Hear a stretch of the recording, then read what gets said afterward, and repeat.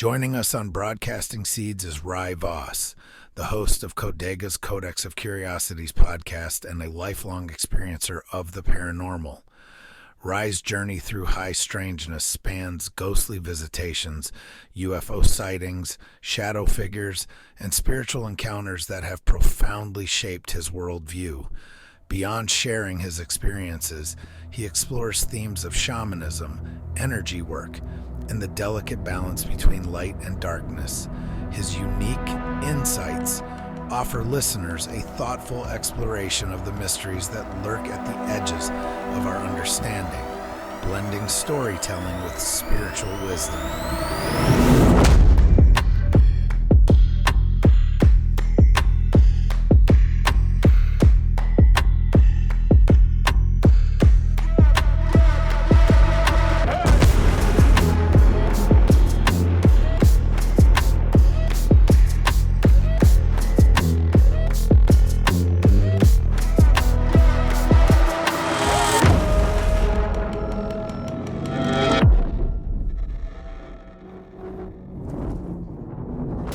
Right, there we go. There we are. So, right, tell us who you are and what you do. Well, a little bit about me. My name is Rye Voss. I'm the host and the producer of the show Codega's Codex of Curiosities, and that can be found all on YouTube, Rumble, and on every audio platform that you can probably find. And the show is, I would say, it's pretty similar to yours as well, Bennett. It's all about, UFOs, aliens, cryptids, conspiracies. But I don't like that word conspiracy because I almost feel it's like realist. A lot of these things are more real than the narrative that we're being given. Also, it's I go into depth about our history as well, our past, because I think that is also a big mystery that is just overlooked. And I think it's important to know where we really came from and what we're made up of, and possibly who messed with us. That's a big deal right there, man. I love it. I love it. And it's a deep rabbit hole too. Oh, you would be, yeah. You would. Oh yeah, no, it's crazy. It's crazy. Yeah, there's like right now I'm kind of hooked on the Nephilim, right? The Nephilim, I find extremely fascinating what they are, and there's accounts like we have accounts of giants throughout all of our history, except that everywhere. Yeah, but we don't seem to really embrace it. It's in the Bible, it's in the native history as well. It's in so many other historical cultures that there is giants, but we just, we'll take their word for it on other things. But when it comes to like maybe giants or flying machines, we'll sit there and be like, no, they don't know what they're talking about. Mm-hmm. And but no, it's true. So it's these Nephilim are extremely interesting, and of course there's the Raphaim and the Elohim as well, which and like are the difference and stuff, and that's a whole rabbit hole. Just the I love like Gary Wayne and the way he describes all that stuff. He's like the master. Exactly. And I have I've had Gary Wayne on twice now, and the second one we went through like the lineage, where we're kind of talking about the bloodlines and lineage of the giants, and it's really interesting. And people wonder like, oh, well, why does that matter? Why does that play a part? Well, it does. Like if we're talking in our genre, in our side of the world, when we start looking at Bigfoot or Dogman, I think there's a direct correlation. The Elohim are the children of the Nephilim. Can that not be our Bigfoot? Can that not be Dogman? Or can they just be genetic anomalies that were created by the Nephilim or by the Watchers? That's something to think about. For sure. Absolutely. Yeah. So your name, the name of your podcast, the Codegas, or is that right? Yep. Yeah, Codegas. Now the name behind, or the meaning behind Codegas, I think, as a podcast episode in itself. Like I'm just sure the stories are amazing, right? Like I literally, this is one of the reasons I wanted to talk to you, because I wanted to get permission to do a podcast on Codegas. Yes. like Yeah. on the profession. Yes. I didn't want to just blast it out there and be like, yeah, man, I heard this cool, so if I get your permission, I would love to do a podcast episode on just Codegas. I think that would be fantastic. Yeah. So explain to the folks out there, what is a Codegas? Okay, so a Codega was a profession in Venice where, so there was a time in Venice where criminal activity was escalating and people were feeling very unsafe walking in around Venice at night. So the Codega was this profession that was created due to this need. There was this this gravity that was pulling this type of profession out of the woodwork, and this is what would happen. So Codega would guide people from point A to point B. We'll just go straightforward like this. And they would have a lantern guiding them along their trip. And usually along this trip, they would ward off thieves, criminals, demons, and ghosts and other entities, and keeping the people safe. And then a lot of times as they walked, of course they would tell stories. If you were a good Codega, you were able to entertain your guests along this journey, not only for the entertainment factor, but also to keep their mind off of what is out there, because we know if you start to focus on something, you put your energy somewhere, you're going to attract that. So, that's what they would do. So not only would they be doing that, but also sometimes their guests themselves would share their experiences with them. So what would they do? Keep that and pass it on to the next guest, tell them these stories. So they were a curator of stories, of experiences.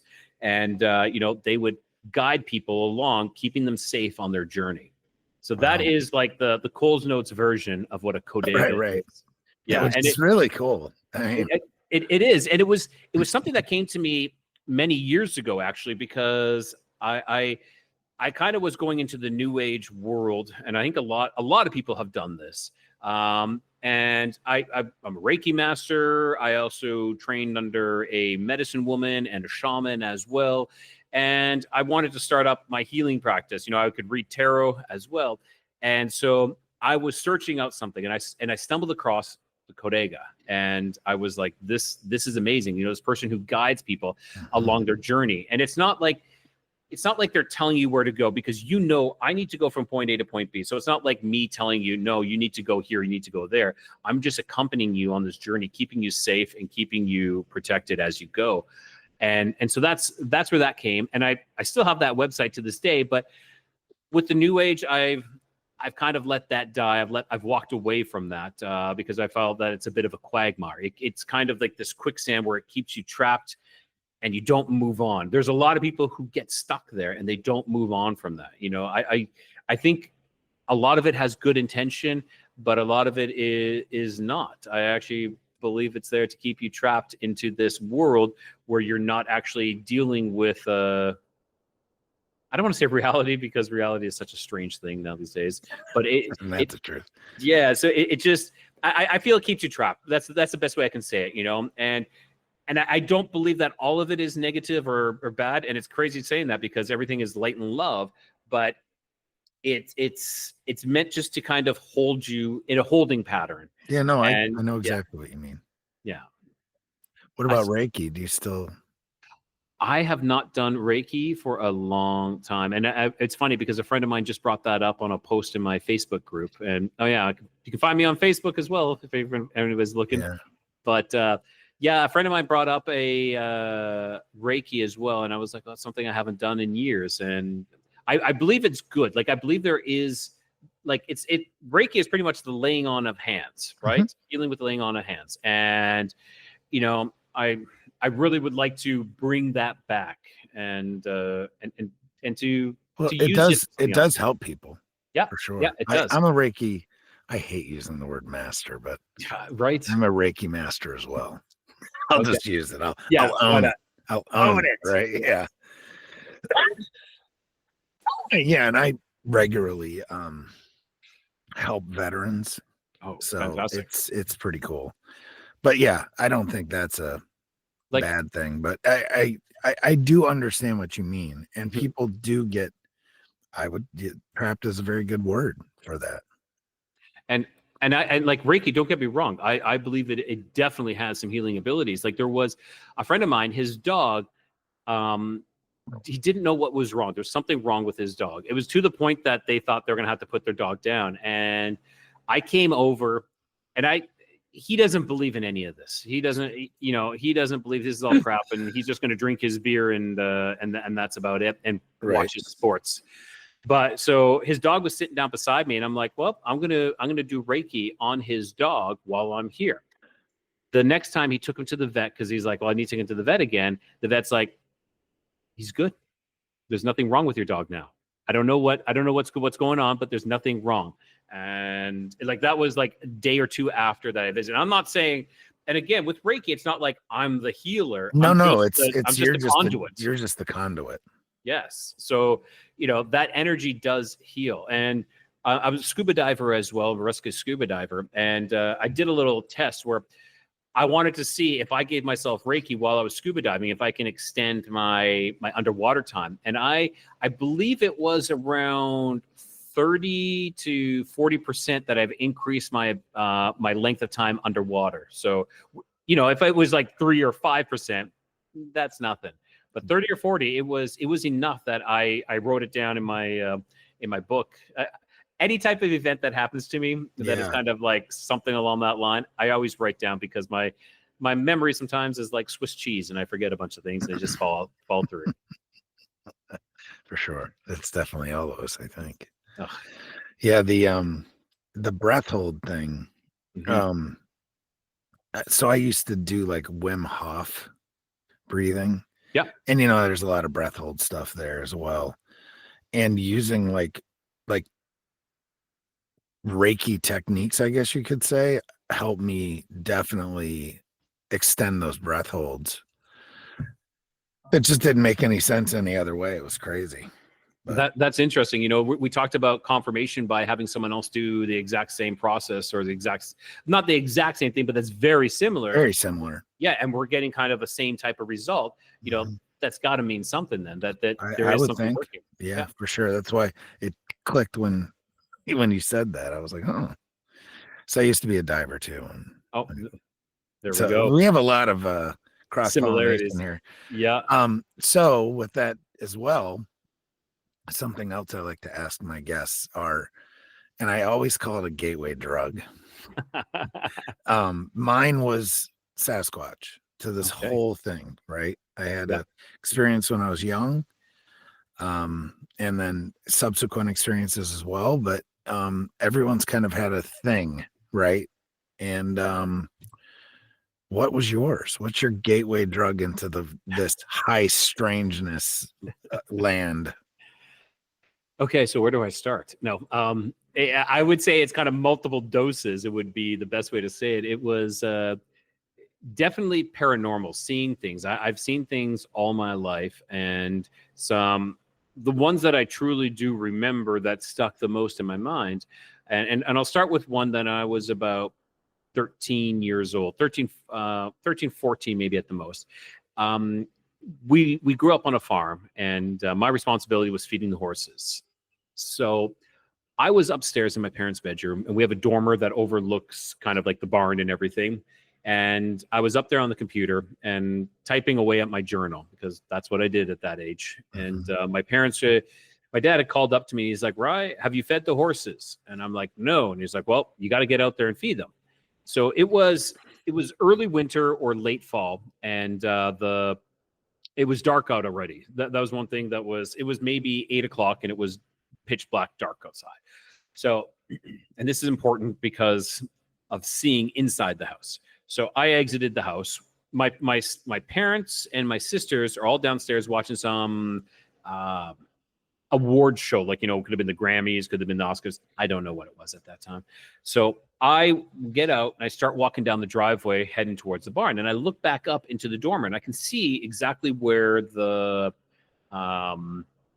computer was sitting. I couldn't see the actual, see the side of the computer, but someone was sitting there. Someone was sitting there at the computer, and it looked like my grandma.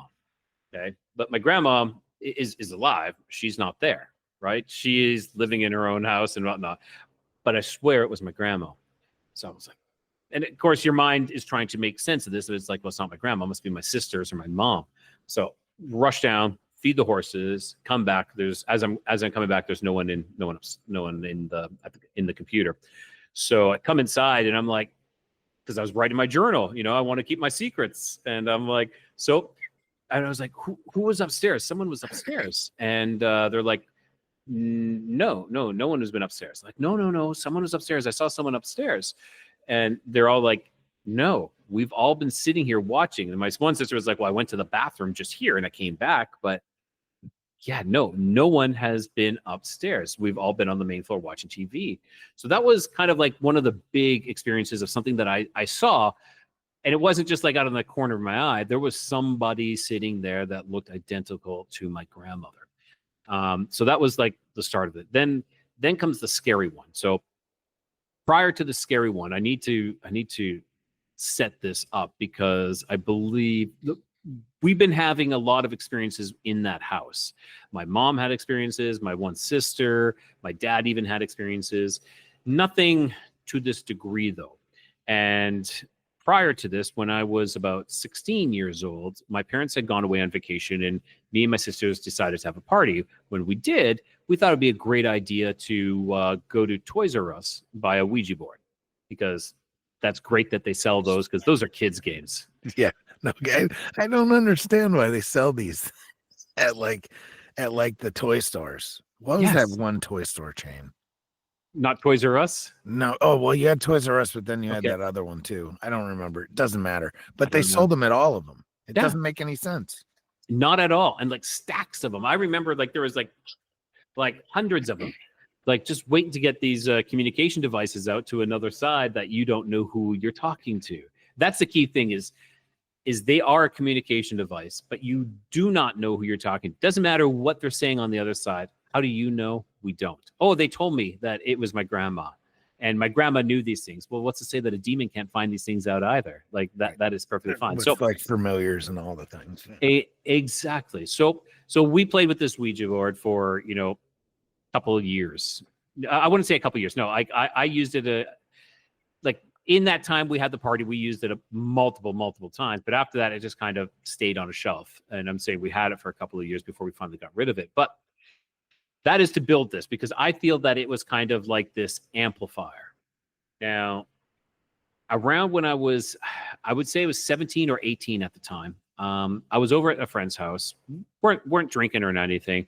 And I had come home. They had dropped me off and I'd come home. And I remember standing out in the driveway looking up, and the Northern Lights were out, or the Aurora Borealis was out, really intense that night. And I remember sitting out there for like 10 minutes watching it. But I'm like, well, I got to get up really early in the morning because I have to work the next day. So, make my way, go to sleep, try to go to sleep.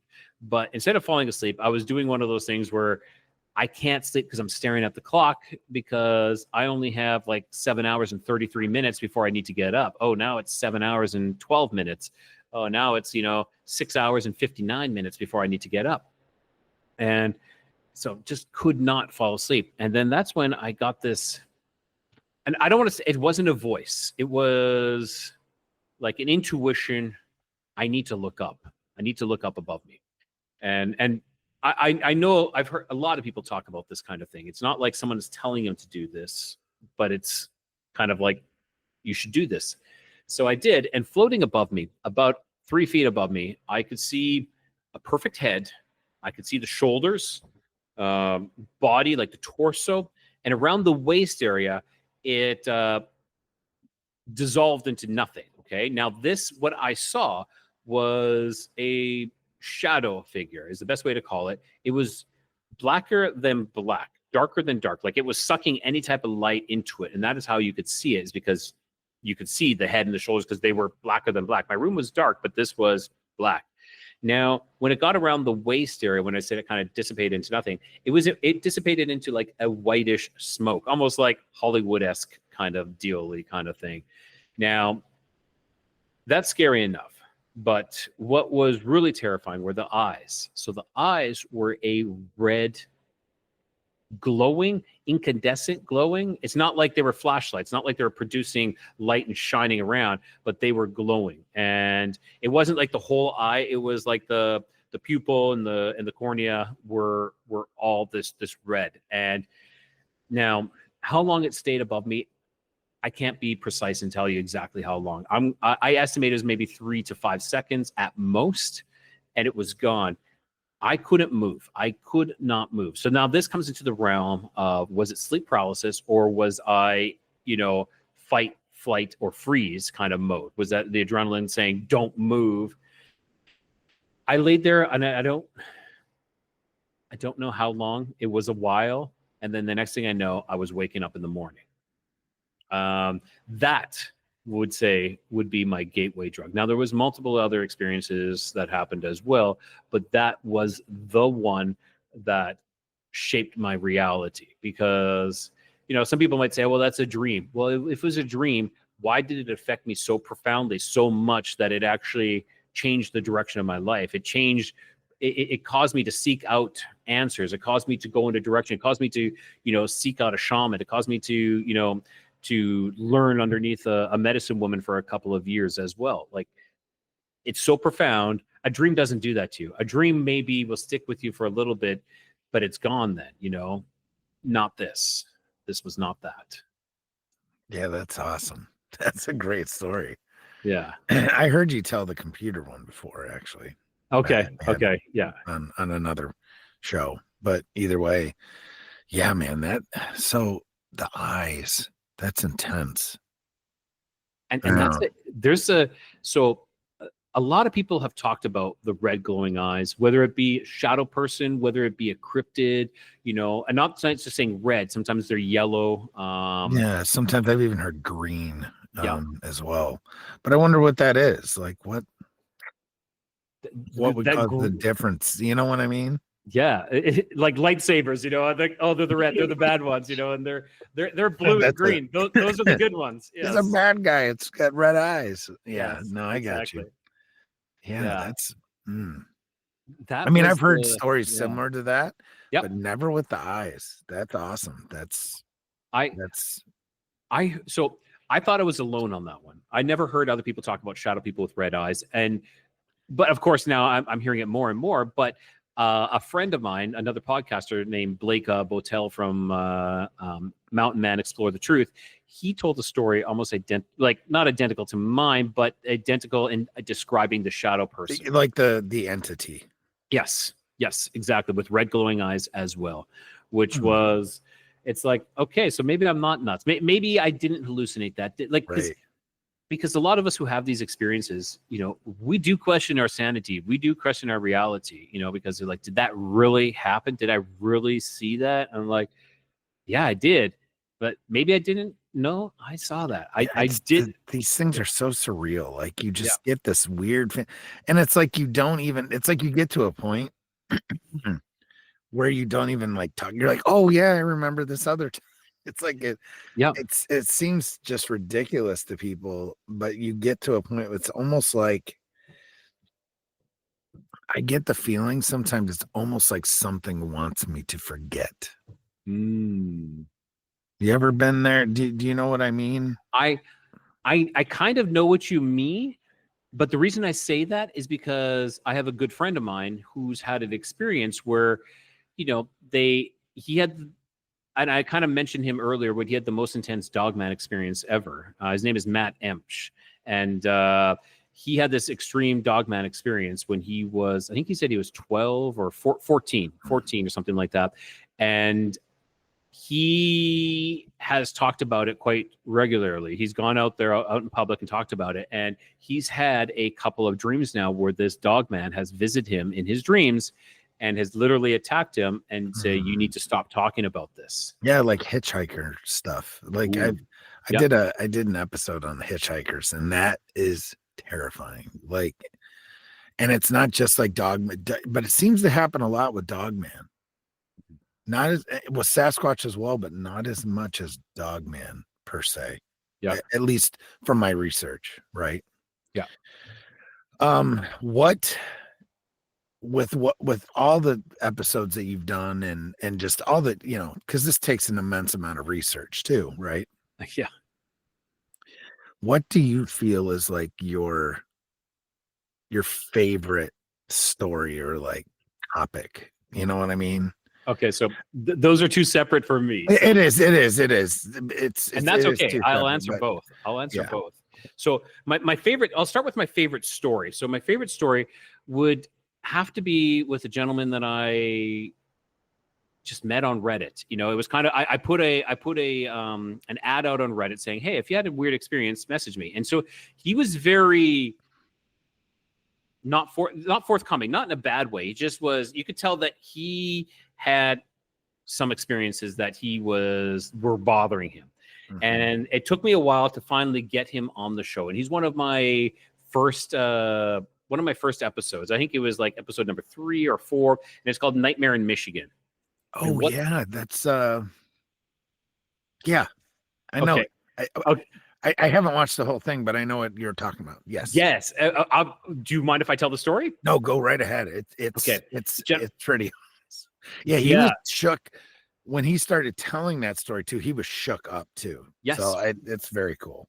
Yeah. So now you can relate. Yeah. When I was saying he wasn't forthcoming and he wasn't. Yeah. So his name is Andy McAllister. And when we finally sat down, he started to lay out the story of these experiences that happened within approximately a couple of months. We'll say a couple of months, these all happened to him, all related, maybe even less than that.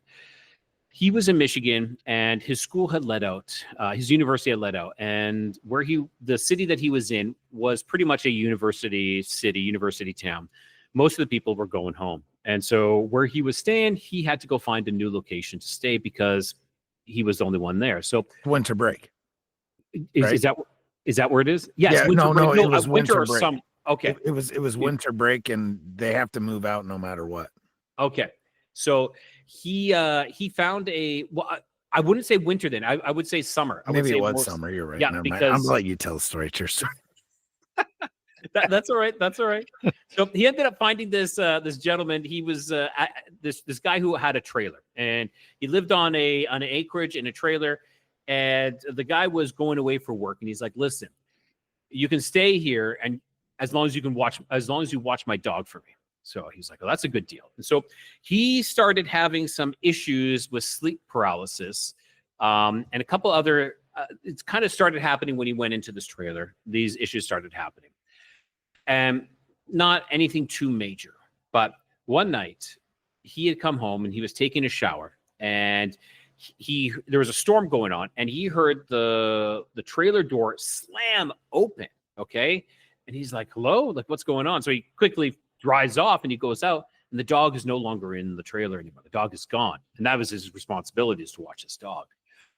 So he, quickly gets changed, closes the door, goes out searching for the dog. And the dog had a bell on its collar. He could hear across this one field, across this pasture, the bell, and it was kind of in these trees.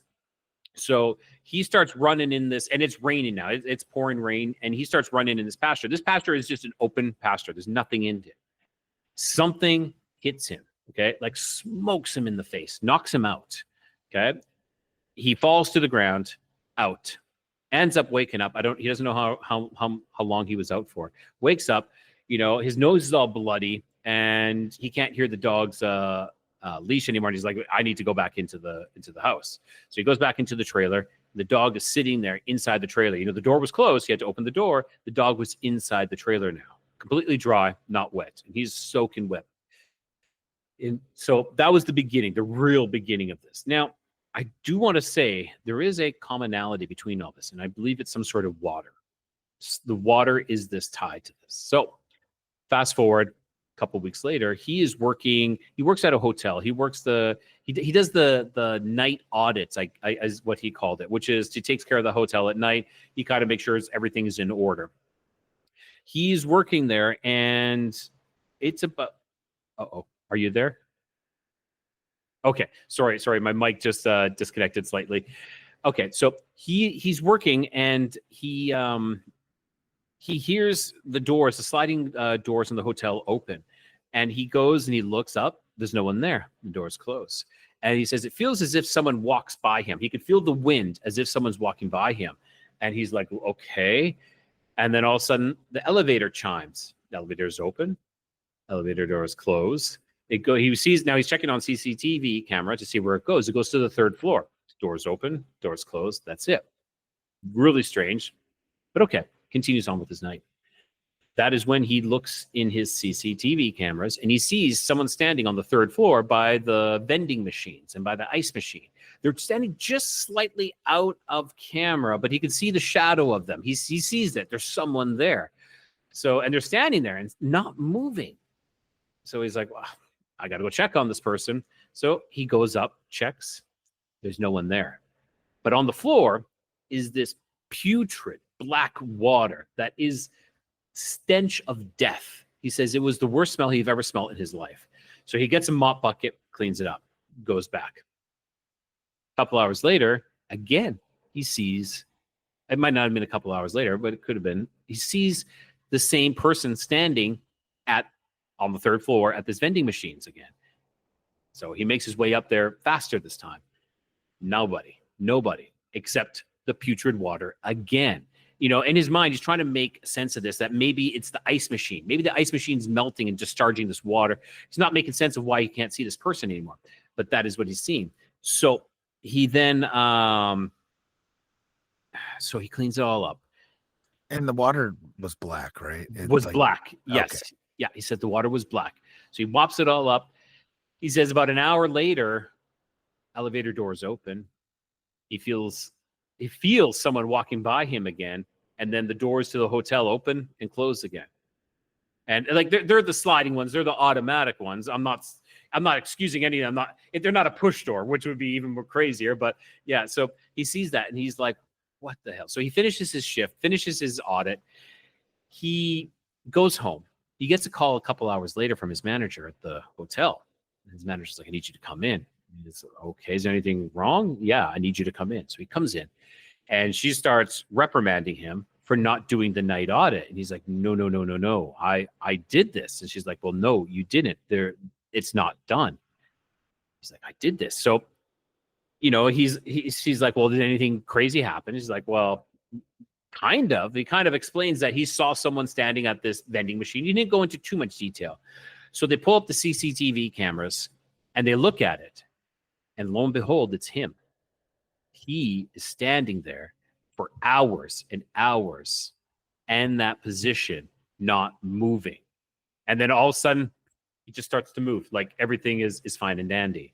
And he's like, there's no way. Like, I did all this stuff. I saw all this stuff happen. That was not me. And of course, they don't believe him. They write him up, reprimand him. And he says, like, I ended up working there for 2 more weeks, he says. But people were like, it was a very toxic work site because, of course, this got around that he is this crazy guy standing and not doing his work. So this is what happened. So he's like, that's it. He had enough. He's like, I'm going back home. He quit his job. He jumped into his car. I believe he was from Florida. He starts driving home.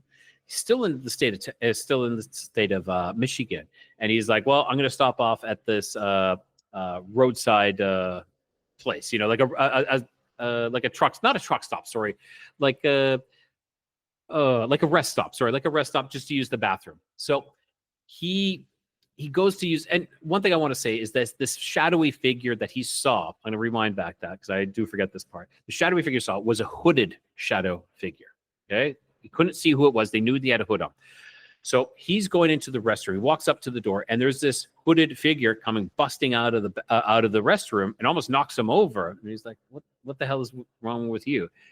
So he goes into the bathroom, into this room, actually into they have like all these brochures, you know, it's kind of like an information place, but they have the bathrooms as well.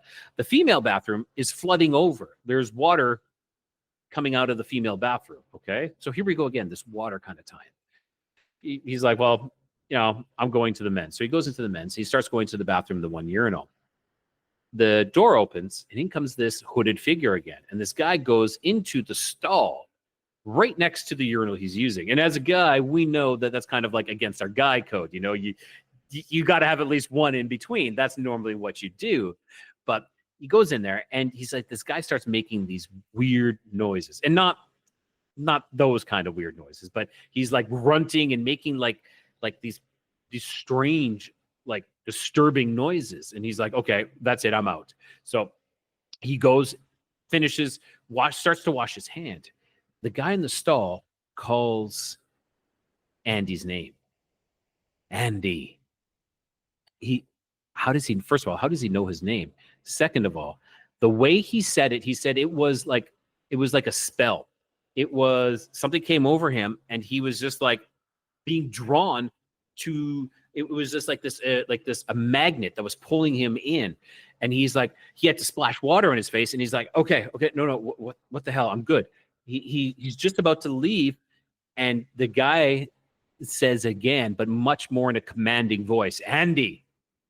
He turns around, opens the stall door, and that's the last thing he remembers. Next thing he knows, he wakes up. He doesn't know how much longer. He is sitting in his car. Okay, he had driven maybe I not very far, so he had almost a full tank of gas. He's sitting in his car. His car is almost empty. The car is running. He has puke, like bile vomit, all over his shirt, and he had also soiled. I think he said he peed his pants as well. Like he had soiled himself as well. He says it was the most terrifying thing because he has no idea what happened. And he says he just started driving. And he says, luckily I made it to a gas station, filled up, and he's talking to his mom on the way home.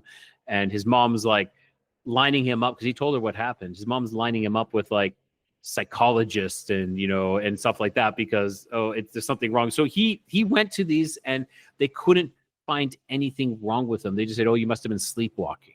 That is the story that they gave to him as an answer. You must have been sleepwalking. He came to me, and I love to give him an answer. I have a couple of ideas, but it's so many possibilities of what it could be, what happened to him. Like I think there's lost time, which is like abduction. There was this ghost type demon entity.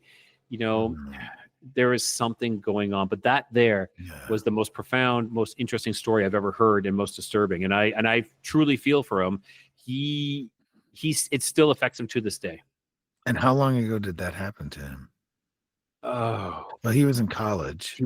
I think it was like maybe 8 to 10 years ago. Wow. I took notes. So I always, man, good. That's good. I can't help but research this stuff. So yeah. So the fact is, like with the water. Yes. And it's crazy. Yeah. And that on the CCTV, it was him. It was him. Yeah, 100%. He's like, I saw myself. Like for hours. For hours standing in that position. Wild. Yeah. Motionless, completely motionless. And then all of a sudden it was like, boom. It was almost on the third floor, just Yep. On the third floor. Just stuck in time. Wow. Man. Yeah. That's amazing. And that's an episode that you have, right? That is an episode. So folks, check it out because you'll get the story straight from Andy's mouth. Exactly. I listened to like the first couple minutes of that, and I was like, so. And I don't do it justice. That's all I will say. So if you listen to Andy talk, it truly has affected him so much, and like it was difficult for him to recount that experience. For sure. Wow, that's crazy. So that's the first one. That's your most interesting story. Yes. That's something that I'm maybe interested or that I'm kind of diving down into. Yeah. I would say for me right now would be the Nephilim, the Nephilim, Elohim, and the Raphaim. Ancient history that is covered up, that is being kind of blocked to us. But I truly think it's all connected, like those, and I was kind of saying that earlier. I think they all tie together. When we talk about UFOs, I refer to quite possibly the Watchers or the fallen ones that are abducting people. When we talk about the Greys, in my opinion, are an AI or a construct that needs to be inhabited by possibly a spirit, maybe a disembodied spirit, such as the Nephilim. Because when Nephilim die, they remain. They can't go anywhere. They can't do anything, and so they need body. They become demons looking to inhabit bodies. So why not the gray aliens? Why not? Like their skin suits, basically. Yep, exactly. Yeah. So I interviewed a couple. They're Stevens. Goodness, sorry. No worries. No I worries. just want to look because I want to get it right. I don't want to. And they just came out with, George Norrie from Coast to Coast AM. Oh, yes. Sorry, I was like, I know it, but I don't. I think it's his son or nephew or somebody does really good documentary stuff, Okay. right? And he just did a documentary on this. So it's this, they wrote a book. It's who they are and what do they want. Ooh, interesting. And it's about this whole UFO thing. And the one gentleman, his name is Steven. It's Steven and Linda. Of course, it won't come up on my phone. That's the way it always goes, right? It's kind of like search it. So Stephen and Leslie Shaw, and the name of their book is "Who Are They and What Are They Doing Here?" And they have a pretty good theory. It goes along kind of what you were saying. There's serious cross pollination and all this, like with L.A. Marzulli's stuff, and a lot of the theories. But theirs is that grays are actually they're future, not future, that they're like ancient humans, okay, that live underground. And I can get behind the living underground. And they were hiding from basically from the deluge. Okay, that makes sense. And calamities that happened before, like this is what happened with the Atlanteans per se, and that they went underground. And now they've got a 13,000 year head start on us. It's there's so many theories, man. Like you could just you can't even, and it's all of them. This is the funniest part is that we just I can believe any of it. I know. So much of it is believable, but then it's like, well, then if I have to believe this, do I have then I need to change this as well. But exactly. But sometimes they're all connected. Sometimes they can all be parts of that. And sorry, I was just looking at my my episodes. It's season 2, episode 9, which is the Michigan one. The Michigan Nightmare, right? Yeah. Oh man. Yeah, that's a good one. My first season on, like, if you're listening to audio, the first season is my previous podcast that I had with the co-host Tom Franklin. Yeah, now we split. He has his own show called the Eye of Jupiter, and I have mine. But yeah, awesome. So Nephilim, yeah, man, I'm big into that too. I just did an episode, the last episode well, let's not just because it's going to be in the future, so I don't know. Yeah, but one of the previous episodes I just did, it's kind of got me like clung a little bit, and it was on cursed objects. Ooh, okay. And oof, man, it's kind of sent me down a rabbit hole, literally. Like what cursed object really, So really there was well, it hasn't. So actually, it comes out tomorrow. As of us recording this, it comes out tomorrow. And let me pull it up. There was the cursed object that really, oh my gosh, that really caught me. Oh my gosh, come on. Yeah, when I think of cursed objects, I think of like Tutankhamun's. I always say that wrong. The tomb of Tutankhamun. Right. The Tutankhamun's. Thank you. Things like that, but these are maybe more recent, maybe like Annabelle or something like that. Where is it? Because there's like a black market for this stuff, man. Really? There's a cursed object black market. Because there's relics.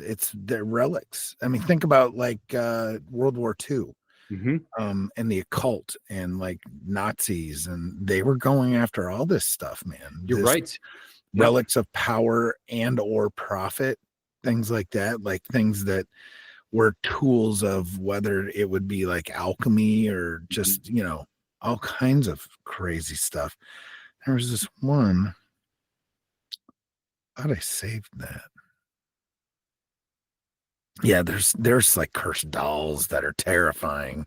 Yes, the dolls are always something. Yeah. Not just like Annabelle, but like things that are actually, yeah, there's this one story that I looked at. I actually watched an episode of, this is what spurred this whole thing. Okay. It was an episode of my brain's not working for some reason, but it was an episode about a cursed doll.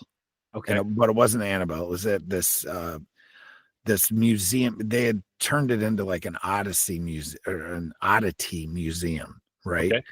And this doll was definitely possessed. Like it had probably a demon in it or something, just a really malevolent spirit. And it was all over. It was like trying to attach itself to this guy that owned the oddity museum. Like there was two owners and it was one of the guys, and it was affecting his mood. He would spend just inappropriate amounts of time at the museum, like that he didn't need to. Like he had a family and all Yeah. these things, and his whole demeanor and mood changed and all these things. So that was, did that mean like Robert the doll? I know Robert was a big one. I've watched a couple episodes with Robert the doll on. maybe it could have been Robert the doll, but that's the story that Interesting. And spurred how it affects people, how it latches on to people. Yeah, Robert the doll. Let's see if that's it. Yeah, that is it. Robert the doll. You're right. Okay. And that's in Key West, Florida. Yes. Yep. Yeah. So, yeah, that's what totally spurred that whole episode with that. There was also there was a mirror that was like had like people would see stuff in it too, and it's just like, I think mirrors are portals. I really oh, believe absolutely, they absolutely can be, for sure. Yeah, can be. But so what that freaks me out about is there's also a documentary called Dark, I think it's called Dark Holler, Okay. and it's kind of a possession, but it's like there's parts of it that are like got Lilith all over it, Yeah. in Appalachia. It's a documentary, and if you've never watched it, you should watch it. I have not. What is it called again? It's called Dark Holler. Dark Holler. Again, my Dark Holler, like a holler, and like West Virginia holler. Yep. In that, yep, Dark Holler documentary, and you can watch it right on YouTube. But it totally, there's some mirror stuff in that, and people straight up, they have an exorcist filmed, or an exorcism basically filmed, and you can kind of see it, like when they go through it, it's pretty intense. And yeah, it's pretty cool. But all this all brought me to this dark or this cursed object. So that's like where I'm at right now, going down this freaking rabbit holes. So you believe that entities like these, possibly demons, attachments, are able to somehow attach themselves to the. I just lost you.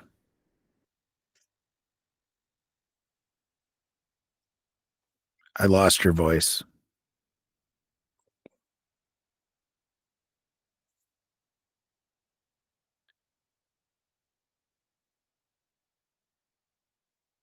I think I got you. How about now? Yeah. All right, we're gonna edit that one out. Okay, so I was saying, so these cursed objects you bought. Oh, gone again. One more time.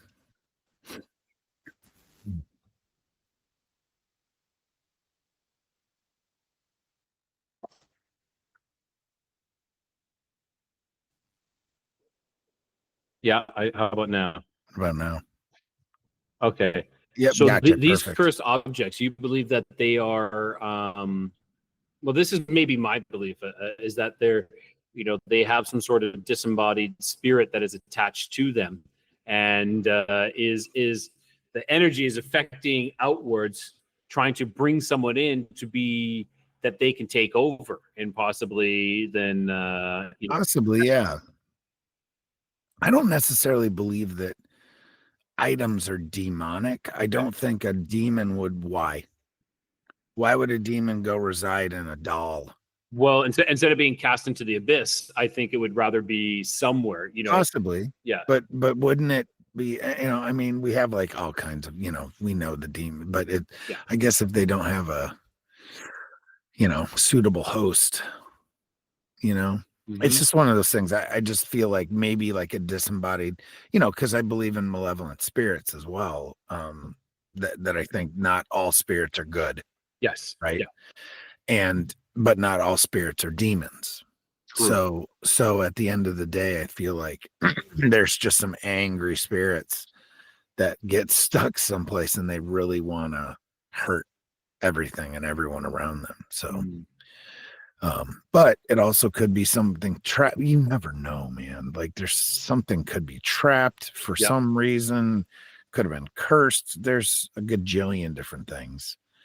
Yeah, and it could be someone's own spirit is trapped in there, and after being trapped there for decades and maybe even centuries, that it becomes this such a negative type of entity because you're stuck in one place and you And it don't. goes mad, right? Yeah, exactly, exactly. Yeah, That's that quite the possibility. for sure. Man. Yeah, Mm, I just get it's so deep. This the rabbit holes are endless, right? they are endless, and it's and that's one thing, like, with my show is I really enjoy talking to people who've dove down alternate rabbit holes that I just don't have the time for, and that's what it's there for. Like, one of the reasons I did this show is because I love hearing people's experiences, people's stories, their research, because I don't have the time to do it all. Well, that's great because I can listen to someone who has, someone can tell me Absolutely. what they, and I always tell people, though, in the end, we're still the arbiters of our own truth. We have to be the gatekeepers, that what someone is telling you, you don't have to believe every single word of it. It's up to us to discern it. And it's okay to be skeptic. I think we have to have a healthy dose of skepticism in this as well. I would agree. Absolutely. I think that's what makes it work is you kind of have to be a skeptic about it. You can't just believe every single thing, right? And as it comes to listening to other people's stories, it's like you never want to be the smartest person in the room, right? You want Right. and I never want to have all the answers. I want to hear, everyone's opinion. So I totally get it. Yeah. And I think on that note, I think that's a good place to stop. I think that's great. I think that's a fantastic way. And totally appreciate you coming on. And I want you to share everywhere where you live online and tell the Well, folks where they can find you. well, I'm everywhere. I'm mostly active. Like if someone wants to hit me up and talk, I'm mostly active on Facebook at Rye Voss. Though I am a little bit on Instagram. I need to get a bit more active on there, and I have been. I'm on TikTok. I'm on Twitter, but not really, or X or whatever. I hear But you. my show can be found at all audio platforms. Spotify, Apple, every one of them, Podbean, Spreaker as well. I gotta promote Spreaker because that's who is hosting me now, and on YouTube and Rumble. So again, it's Codega's Codex of Curiosities. Amazing. So good and we met on Facebook. So there you go. Yeah, Plug. exactly. So I really appreciate you coming on, and this has been great. No, it's been fantastic. I really appreciate you having me on, Bennett. I really do. Yeah, I got bad thoughts that make my mind scared. Hold me hostage and they don't fight fair. Who gon' pray for me and wipe on my tears? Who gon' save me if you not right here? Move this darkness and make my sight clear. Take me your way cause I don't like here. Ghosts of my past, they feeling the night air. Wake me up, I'm trapped in my nightmares.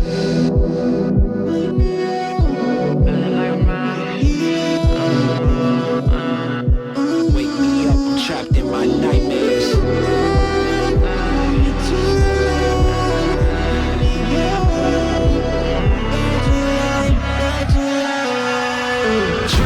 Drowning, I'm off the deep end. Apparitions of all my demons. All my thoughts are committing treason. All alone, who gon' hear me screaming? Manifestations of my fears. Regrets that stretched out for light years. Can almost touch the light, homie, it's right there. Body free but trapped in my nightmares. Wake me up, don't let me drown. All the lights are